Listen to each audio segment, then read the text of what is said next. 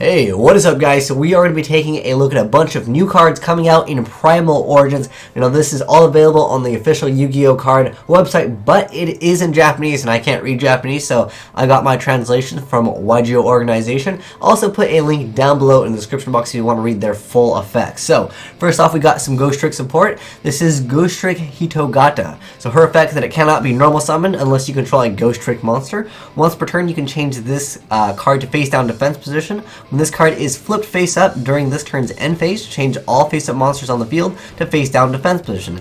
Then you can special summon in face down defense position one Ghostrick monster from your deck whose level is equal to or less than the total number of monsters changed to face down defense position. Now, like, the biggest card that they would want to set is Jiangshi, and the thing is, it's not going to be too often they're going to be able to get that out. But it leaves you with at least one monster, so you can maybe, like, make, you know, the whole Ghostrick Monarch deck work out a little bit better now. Because, I mean, for the most part, Ghostricks don't really have, like, a boss monsters. That's what they're really, like, missing. If there was some card that allowed them to, you know, just special summon it, you know, I mean, they do have Mary, but the thing is, like, Mary doesn't get you anything good. But, you know, nonetheless, they're still going to be playing that stall game. They're going to eventually make something really good for the deck. I feel like they keep on releasing support for something. It usually reveals that they're eventually going to release something really good for it. But anyways, we got a new XYZ. This is Ghostrick Succubus. Its name will definitely be changed in the TCG to probably like Ghostrick Dark Fairy or something like that. Or Dark Vampire. But anyways, it is a rank 2, and it requires 2 Dark Spellcaster-Type XYZ.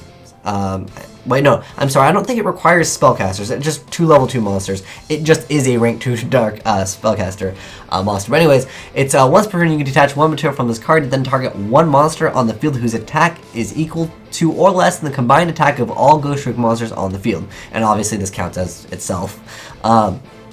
Destroy that target after that monster is destroyed while you control a Ghostrick monster. Your opponent cannot use the monster card zone that the monster occupied. While you control another Ghostrick monster, this card cannot be targeted for attack. So, it's kind of mediocre. I mean, yeah, I really don't think it's that great. I mean, Ghostricks don't have that great of an attack anyways.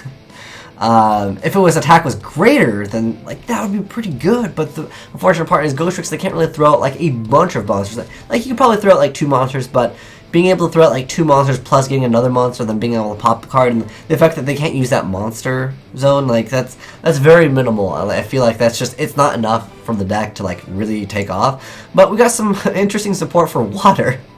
This is the princess or finesse. I don't know, whatever. It's a princess fish, basically. But anyways, it's got 0 attack, 0 defense, but its effect is that when this card is normal or special summon, you can banish this card and special summon 1 level 4 or lower fish-type monster from your deck, except for the same copy of itself, and you can only use the effect once per turn. So, the downside to this is, obviously, you can't, like, just put it in the graveyard. If it was tribute this card, I could almost see it maybe Mermails just throw like more waters in the grave, then maybe you'd have more targets for like salvage, you'd have more targets for your titles, but I mean titles are already at 1 anyways.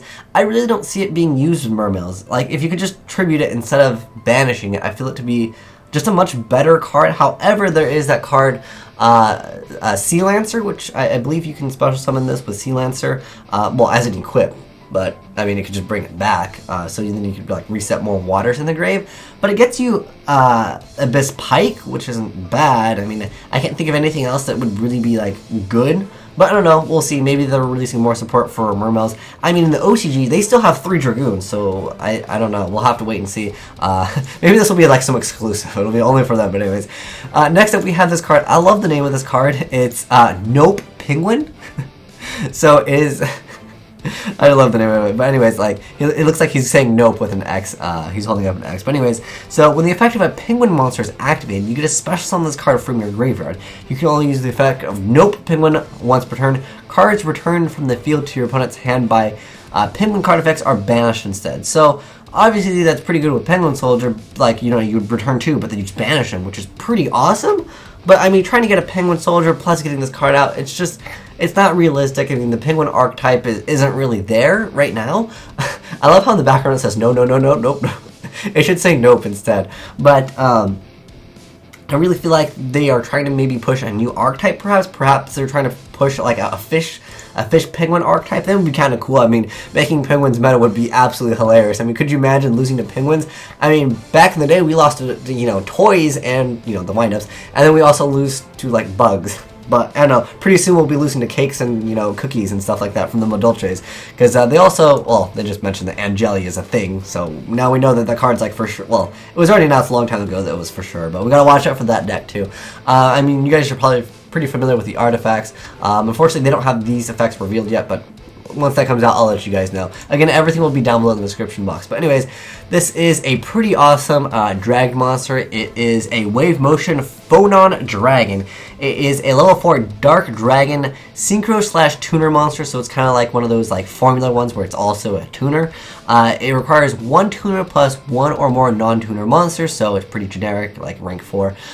It says when this card is synchro summoned, you can declare a level from 1 to 3. The level of this card becomes that declared level. If you activate this effect, you cannot special summon for the rest of this turn except synchro monsters, and only by using this card as Synchro Material. So there's, you know, obviously that downside where you basically, I was thinking this card would be insane for XYZs when I started reading its effect. I'm like, man, you just make this card and go into like, you know, anything from, you know, 4 to 7, so that means like Draco Sack, which would be pretty cool. But oh yeah, obviously with that downside that you can't really XYZ after that. But nonetheless, it's cool that they're, you know, a lot of players were thinking that they were gonna like stop synchros, like XYZs were the only thing that was gonna be like the new thing. I think synchros are still relevant. I think XYZs are still relevant. I think if anything is not relevant right now, it's the ritual monsters. I mean, we occasionally still use fusion monsters.